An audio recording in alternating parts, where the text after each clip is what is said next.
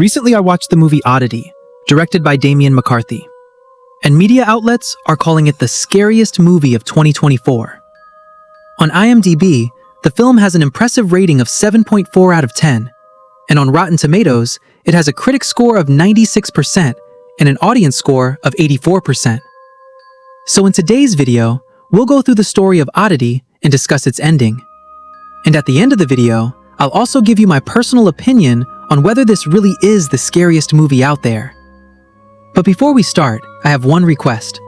If you enjoyed this video, please like it and subscribe to the channel. Okay, let's get into the intro. The movie opens with a woman named Dani, who is busy renovating her new house. This house was out in the countryside. The property was quite nice and pretty large too. Dani's husband, Dr. Ted Timmis, worked as a psychiatrist at a psychiatric hospital. From a phone call Dani makes, we learn that Ted is working the night shift, which means Dani is alone in this new house at night. Inside the house, there's a camera set up in such a way that it takes photos of the entrance every few seconds. We also get a glimpse of Ted's psychiatric hospital, where there are some unsettling patients, like one man who always wears a mask because he's a cannibal. There's also a good patient who spends his time drawing, along with a few other patients. That night, Dani goes outside to grab her jacket from the car, and when she comes back in and locks the door, a strange man shows up at her door. His name is Olin. Dani talks to him through the peephole, and he's speaking quite aggressively, insisting she let him in. Olin is missing one eye and wears a white glass eye in its place. He claims that while Dani was outside near her car, she left the door open and someone got into the house. According to Olin, he just wants to help Dani so that whoever's inside doesn't hurt her. Hearing this, Dani quickly figures out that Olin is a patient from Ted's hospital, who was just released that very day. Dani threatens to call the police if he doesn't leave, and Olin tells her to go ahead and call them right now, because there's someone inside her house, and the police might be the only thing that saves her. Dani had left her phone in the car, so she actually can't call the police.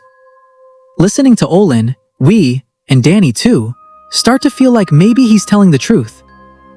We see Dani step toward the door to open it, and that's where the scene cuts.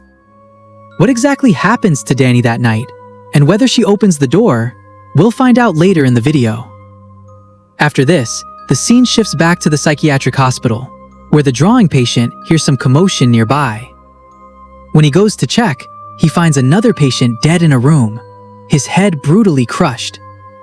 The drawing patient picks up a glass eye from the blood, and we immediately realize it's Olin's eye, meaning the patient who died was Olin himself.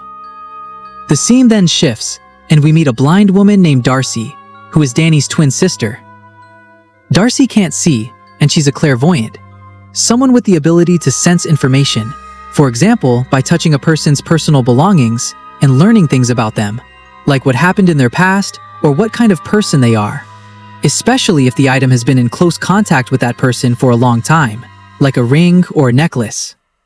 This makes it easier for Darcy to pick up on things. Darcy runs an oddity shop, a store that sells strange items, often with stories or curses attached to them. Ted comes to her shop to see her, and we realize that compared to the earlier scene, the story has now jumped forward by about a year. Also, in the earlier scene, we weren't told exactly what happened to Dani, but here we understand that Dani was killed that very night. From Darcy and Ted's conversation, we gather that Darcy had asked Ted for one of Olin's personal belongings, so she could touch it and figure out why Olin killed her sister Dani, and whether he feels any remorse for it. Since Olin is now dead, Ted has brought Darcy his glass eye. Ted doesn't believe at all in Darcy's whole world of magic and curses, but he still brings her the glass eye. Darcy tells Ted the story behind another cursed object in her shop, a concierge bell, the kind you often see at hotel reception desks, where you press it and the staff or bellboy comes over. The story goes that a man worked his whole life as a bellboy at a hotel, and one day, a drunken guest shoots him on the stairs, breaking his neck. After the bellboy dies, the hotel hires a new one, but the first time the new bellboy rings the bell, the dead bellboy's ghost appears and kills him. Basically, Darcy's point is that if this cursed bell is rung, the bellboy's ghost will appear and kill whoever rang it. Ted doesn't believe any of this because he's a man of science. Before leaving, Ted casually invites Darcy over to his house, since it will soon be a year since Danny's death, and Darcy could come visit. It wasn't really a proper invitation, more like the kind of thing you say to relatives, "Come visit us sometime," without really meaning it, but you say it anyway. Here, Darcy, and we, learn something odd. Ted has already moved on and is now living with his new girlfriend, Yana. Yana is a pharmaceutical rep who actually works closely with Ted's hospital.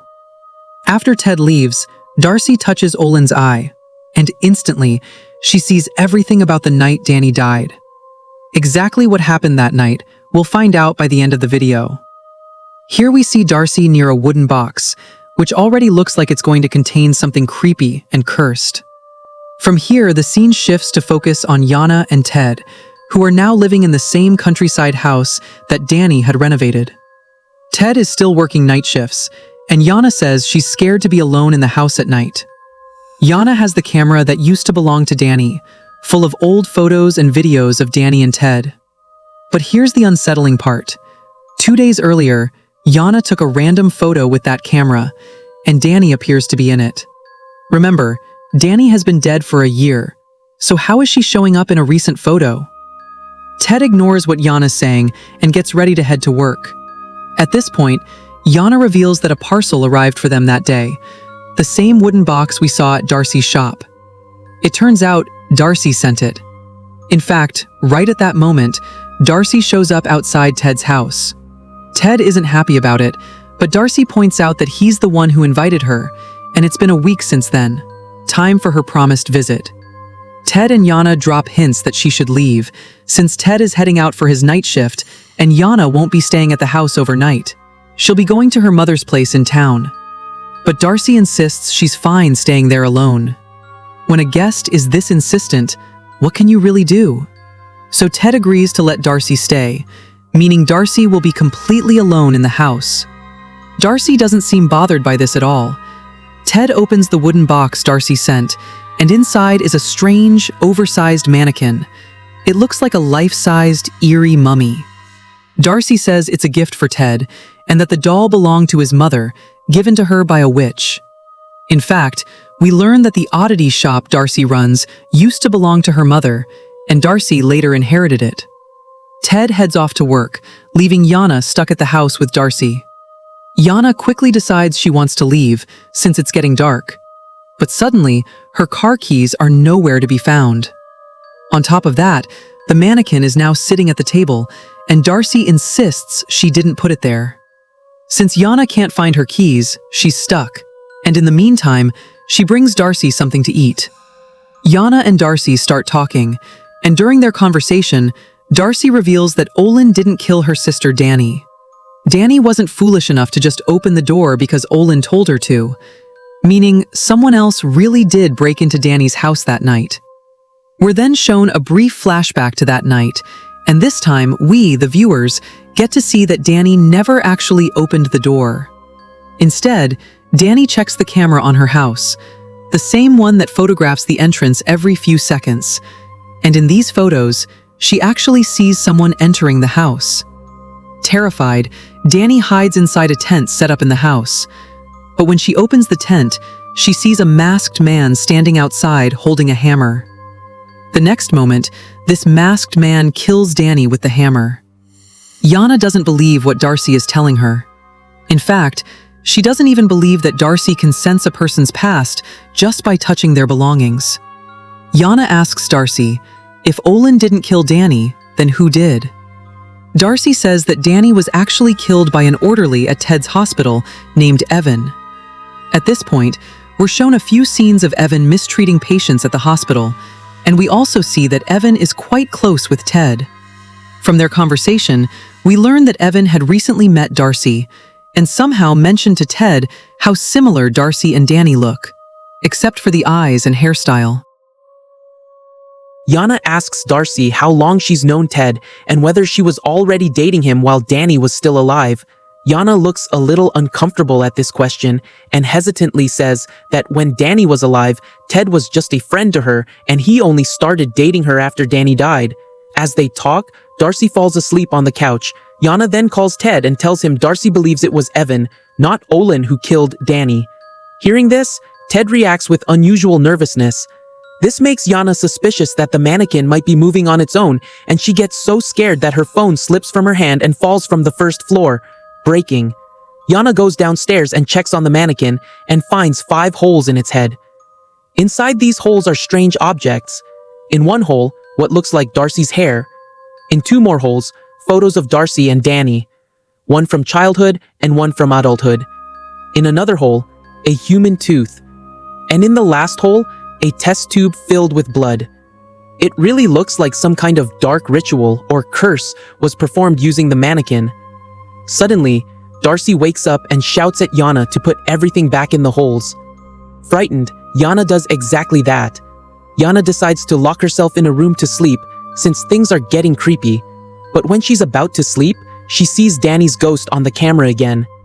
And this time, she even sees Danny's ghost right there in her own room. Terrified, Yana runs downstairs where Darcy is sleeping and finds her car keys inside the box that held the mannequin. Without wasting another second, Yana gets in her car and flees the house. After all this, Ted comes home and finds Darcy alone on the first floor. At this point, Darcy reveals that she knows Ted was behind her sister Danny's murder. Yes, Darcy explains that Evan was simply following Ted's orders, and it was Ted who told him to kill Danny. As for Olin, Darcy admits she killed him herself, believing at the time that he was her sister's murderer. But after touching Olin's glass eye, she learned the truth. As for how she killed Olin, of course she used some of her magical items. Darcy says that although what she did to Olin was wrong, she'll make sure Ted pays for it too. Here the scene shifts back into the past, where we see Ted talking to Evan. Ted tells Evan he needs him to kill his wife, Danny. Why? Because Ted had started having an affair with Yana and he didn't want to face Danny directly about it. According to Ted, Danny loves him too much and would never let him go. She'd be completely heartbroken. Evan asks why not just get a divorce instead. Ted explains that he's put all his money into this new house, and if they divorced, the house wouldn't fully be his. So Danny had to die. It turns out Olin had overheard this entire conversation between Ted and Evan, and he was being released from the hospital that very day. That's why Olin went straight to Danny's house, trying to save her. But he couldn't. In fact, the blame for Danny's murder fell entirely on Olin, and he was sent right back to the hospital. Back in the present, Ted realizes Darcy now knows everything. Still, he acts as if he's innocent and tries to make it seem like Darcy is the delusional one. Darcy tells Ted that if he sends Evan after her too, she'll kill him herself. Hearing this, Ted tells Darcy he's leaving a phone with her so she can call the detective in charge of Danny's case. A detective who will show her all the evidence proving Olin was the real killer. But this is actually a trick. Ted has secretly created a trap door between the phone and Darcy. A large hole that, because Darcy is blind, she won't be able to see.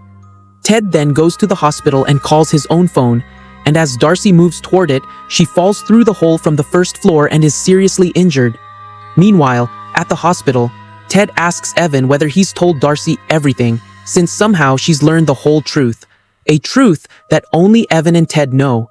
If you recall, Evan had said earlier that he recently met Darcy, but he clearly insists now that he never told her anything.